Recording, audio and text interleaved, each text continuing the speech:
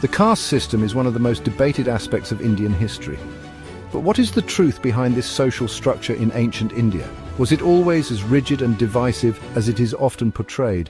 Let's explore the facts. The roots of the caste system can be traced back to the Vedic period, around 1500 BCE. This was a time of significant cultural and social development in ancient India. During this time, society was divided into four main categories, known as varnas, based on roles and occupations.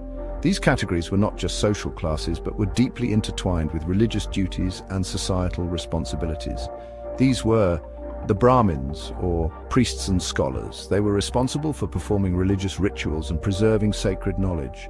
The Kshatriyas, or warriors and rulers, they protected and governed the land, ensuring the safety and order of the society. The Vaishyas, or merchants and traders, they were the economic backbone, engaging in commerce and trade to sustain the community.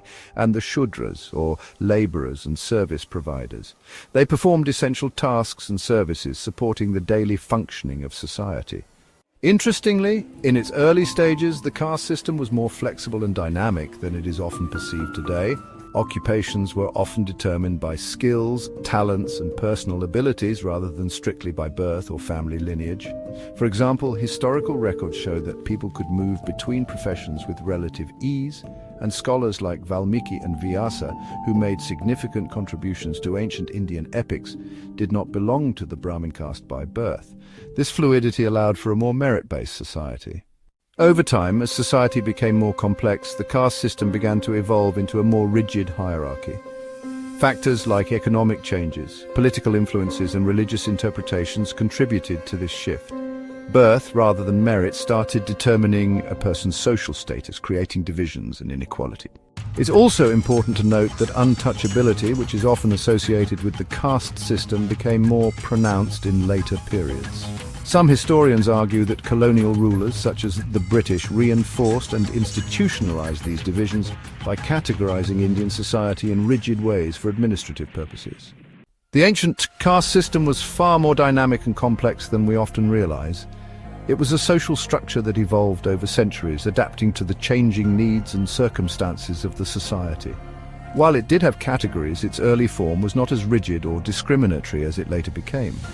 The system allowed for a certain degree of mobility and flexibility, which is often overlooked in modern interpretations. Understanding history helps us break stereotypes and build a more inclusive future. By studying the past, we can learn valuable lessons about tolerance, adaptability, and the importance of social cohesion. India today is striving to overcome these divides, celebrating its rich diversity and shared heritage. The nation is making significant strides in promoting equality and unity among its people. Let's learn from the past to create a better tomorrow. By embracing our history and working together, we can build a future that is inclusive and prosperous for everyone. Thank you for watching. Don't forget to like, share, and subscribe for more insights into history and culture. Your support helps us continue to bring you informative and engaging content.